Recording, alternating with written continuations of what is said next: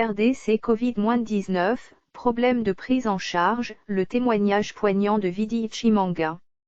Il me semble nécessaire qu'au regard de ma sortie récente, je puisse raconter mon histoire. Je le fais avec l'espoir qu'elle puisse aider nos compatriotes à comprendre les enjeux de cette maladie ainsi que ses conséquences si une communication adéquate n'est pas mise en place à temps. Chronologie d'une surprise peu agréable. Dimanche 15 mars 2020. Le dimanche 15 mars, je suis attaqué par un rhume, une toux et des sueurs froides. Les 2 jours qui suivront, je me sentirai faible et ayant des douleurs à la tête ainsi qu'aux articulations. Lundi 16 mars 2020. Je me rends à une réunion le lundi 16 mars, à laquelle j'échange avec Jacques Ilinga et d'autres collègues. Vu que ce jour-là, quelques cas de Covid-19 avaient été reportés à Kinshasa, nous avons tout pris les dispositions du respect des consignes en termes de distanciation sociale pour ne pas trop nous exposer les uns aux autres. Mardi 17 mars 2020. Le mardi 17 mars, J-1, par acquis de conscience, je prends contact avec l'INRB afin de me faire tester ainsi que les membres de ma famille. Jeudi 19 mars 2020. L'équipe des épidémiologistes de l'INRB vient à mon domicile le jeudi 19 mars, J-3, et procède pour toute la famille aux prélèvements sanguins, buccaux et nasaux. Vendredi 20 mars 2020. Le vendredi 20 mars, J-4, je reçois l'information selon laquelle mon ami et collègue a fait un malaise cardiaque et est admis à l'hôpital HJ à Limete. Dimanche 22 mars 2020. Le dimanche 22 mars, J-6, je reçois un appel téléphonique de l'épidémiologiste qui me rassure que tous nos tests sont négatifs et qu'il viendra me les remettre en main propre le lendemain le lundi 23 mars. Lundi 23 mars 2020. C'est le lundi 23 mars, J-7, dans l'après-midi aux environs de 15h30 que l'épidémiologiste répondra à mon questionnement sur ce silence en disant que faute de véhicule, il était dans l'incapacité de venir me rejoindre à mon domicile afin de me remettre les documents contenant les résultats des tests. Enfin, il a réussi et moi je n'avais pas eu de choix que d'attendre vu les consignes de confinement. C'est moi-même en lisant les résultats qu'il me remet en main propre, qui remarque que mes résultats sont positifs contrairement à ce qui m'avait été dit par téléphone. À la lumière de cette information, ma mise en quarantaine est décidée ipso facto et mon dossier transmis à l'équipe de prise en charge des malades atteints du Covid-19. Mercredi 25 mars 2020. Pendant 48 h, donc jusqu'au mercredi 25 mars, J-9, je n'ai aucune nouvelle de l'équipe de prise en charge.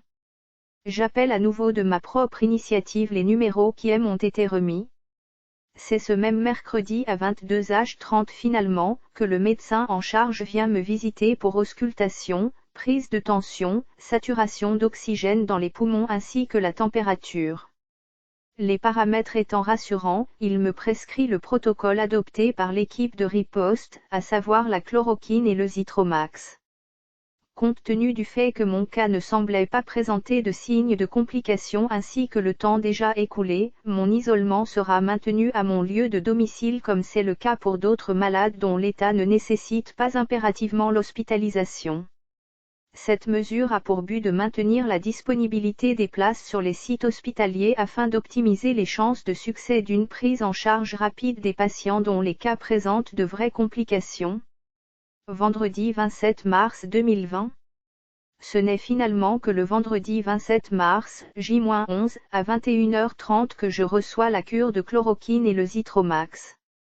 Cauchemar du récit de la perte d'un ami. Le même vendredi j'apprends avec stupeur que mon collègue est décédé. On m'apprend ce jour-là que pendant sa semaine de souffrance, il a été ballotté de l'hôpital HJ à celui du cinquantenaire, puis à Ngalima. C'est le jeudi soir qu'il sera transféré dans un véhicule sans respirateur au CMK. Malheureusement la situation irrécupérable vu l'état de détérioration de ses poumons, mon collègue et ami rendra l'âme le lendemain. On m'informe que l'une des causes du décès de mon ami et frère était que les équipes médicales soient formées et craintives de la maladie Covid-19, ne se sont quasiment pas occupées de lui, ne lui donnant pas les soins adéquats. D'autres cas de décès de malades mal pris en charge m'ont été relatés. Samedi 20 mars 2020. C'est ainsi qu'après toutes ces péripéties, je décide le samedi 28 mars, J-12, de rendre public mon diagnostic. Cette décision, j'ose espérer, permettra à nos concitoyens de prendre la mesure du risque que représente cette maladie.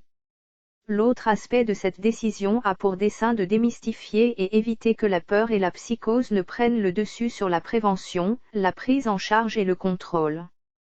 Samedi 28 mars 2020. Le samedi 28 mars, une connaissance qui passait sa quarantaine aussi à son domicile est acheminée à l'hôpital CMK où on lui diagnostique après scanner, des lésions pulmonaires et il y est mis sous respirateur. Dimanche 29 mars 2020.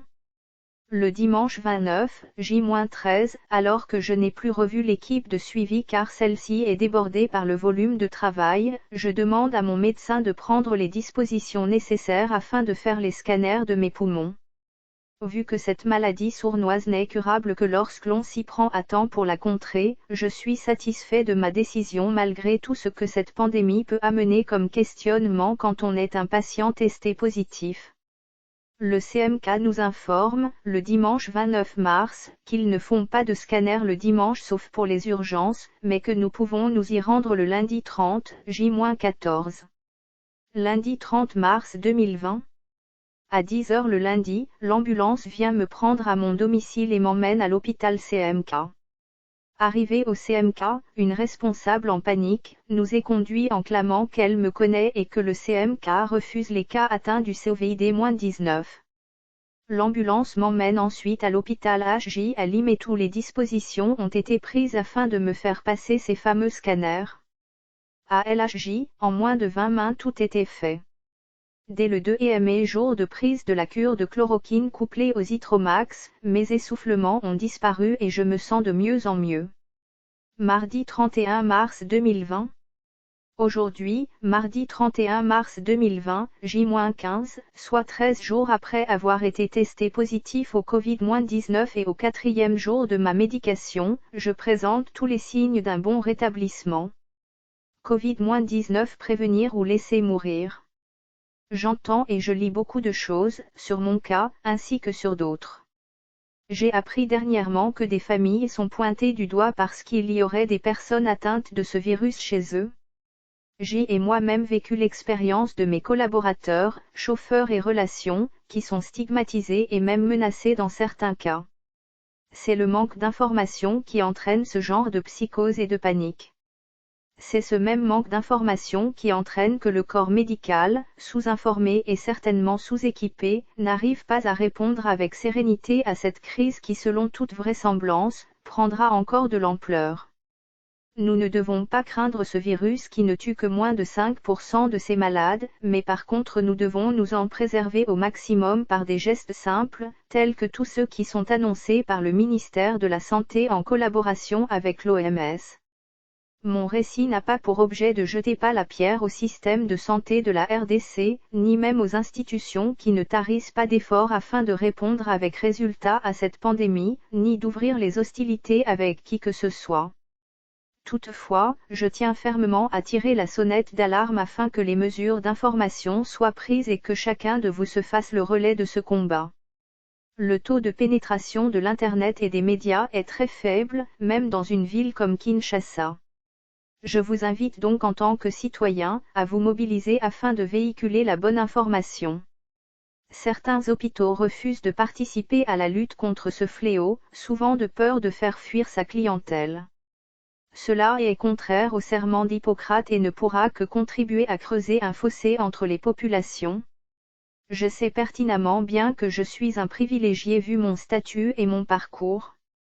Il est tout aussi vrai et connu, que les hommes ont tendance à profiter des événements graves pour déstabiliser ou tirer des avantages de la situation et alimenter des agendas politiques. Dans le cas présent à mon humble avis, il est temps que tous les Congolais tournent leur regard sans agenda caché en faisant front commun au Covid-19 via l'unité et la cohésion. À cet effet, certains présidents étrangers, dans des pays bien mieux préparés que le nôtre, parlent d'une guerre contre ce virus. Il est connu que lorsqu'une nation va en guerre, il n'y a plus de tribus, plus de différences, plus de partis. Nous devons être un face à l'adversaire. Ce fléau a été rendu public en décembre 2019 par la Chine, mais nous savons qu'il faut remonter à plusieurs semaines auparavant. Pendant 4 mois au moins, la Chine infectée a eu des interactions avec le monde entier et en particulier avec notre pays, la RDC. Combien de commerçants chinois, congolais ou autres ont fait des allers-retours Chine-RDC pendant cette période? Aujourd'hui, les États-Unis dénombrent bien plus de cas que la Chine qui a trouvé la réponse à cette épidémie. De même, la France, l'Italie, la Belgique, l'Afrique du Sud et tant d'autres pays sont touchés par ce fléau. Tous ont eu des interactions avec notre RDC. Ne nous voilons pas la face en faisant semblant. En Europe, on fait plus de 16 000 tests par jour dans certains pays comme l'Allemagne. Chez nous en RDC, notre capacité de test ne dépasse pas les 150 par jour dans les meilleures conditions. Cela sous-entend clairement que le nombre de cas en RDC doit être bien supérieur à ce qui est annoncé avec toute la bonne volonté à ce jour. Les points encourageants, c'est d'abord le fait que plus de 95% des malades vont se soigner comme une mauvaise grippe. Il ne faudra donc répondre avec force que pour moins de 5% des infectés. Pour éviter les cas graves, il faudra prendre des dispositions plus drastiques pour les personnes à risque ayant des complications telles que les diabétiques, asthmatiques, obèses et toute autre personne souffrant de maladies qui affaiblissent les défenses immunitaires. Il faut aussi savoir que plus tôt est soignée la maladie et plus nos chances de nous retrouver dans les 95% de cas bénins sont grandes. Alors au lieu de se cacher, au lieu d'avoir honte, assumons-nous et affrontons cette bête. J'ose me dire et partager avec vous ma réflexion que, même si ce n'est pas encore vérifié scientifiquement, le fait que nos populations ont été exposées depuis la tendre enfance au paludisme et à ces médicaments tels que la chloroquine, il se pourrait que nos organismes soient plus résistants au Covid-19 que d'autres. Ce serait là un beau clin d'œil du Seigneur pour nos populations qui ont connu déjà bien trop de maux. Voilà, j'espère que ma santé sera rétablie au plus vite et que je pourrai enfin témoigner avec un test négatif. Source, 7sur7.cd